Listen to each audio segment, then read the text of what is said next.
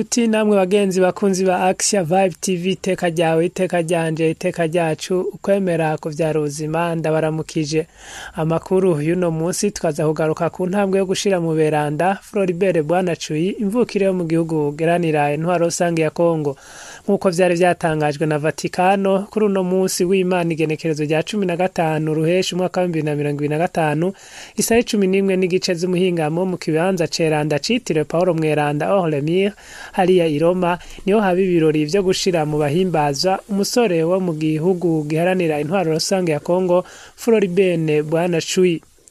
Ivyo birori bikaba vyari birongowe na Cardinal Marcel Semeraro atwara igisata kijejwe ituma bashira mu beranda abantu akaba yari kumwe n'abandi bepiskopi bashika ku 10 tutibagiye abakristo bavuye mu mihingo yose na cane bari mu muryango wa San Egidio hamwe n'abakristo muri Kongo akaba ari nabo baririmbye Gloria mu rurimi rw'igiswahili.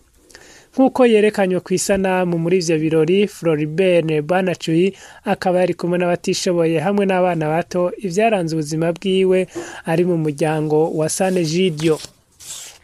Uno musi rero akaba yatangajwe icese ko Floribert Bwanacuyi ari mu maratiri atadohoka kukuri martyr de l'honnêteté de l'intégrité morale mu rurimi rw'igifaransa.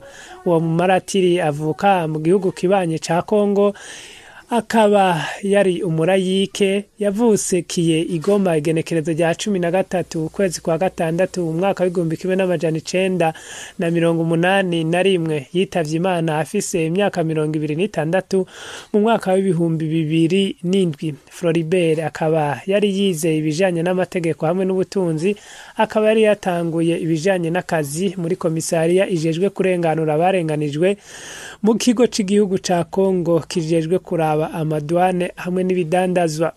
Mu nyuma yavuye arungikwa igoma nk'ujejwe ico kigo ku rubibe. Floribert yavuye agira ingorane z'akazi aho yasabwa ko yo kwinjiza ibifungurwa bivuye mu Rwanda bidafise impapuro ko bikwije amategeko.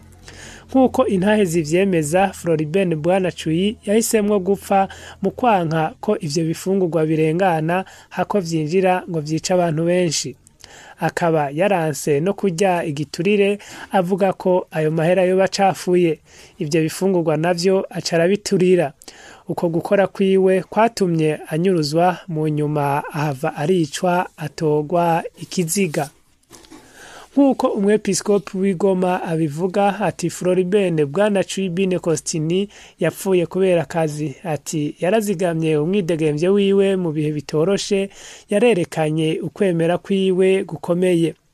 Bitegekanijwe ko imise yo gukenguruka izobera Igoma igenekerezo rya 8 mu kakaro mwaka wa 2025 umunsi mukuru w'isabukuru y'ubumaratiri bwiwe.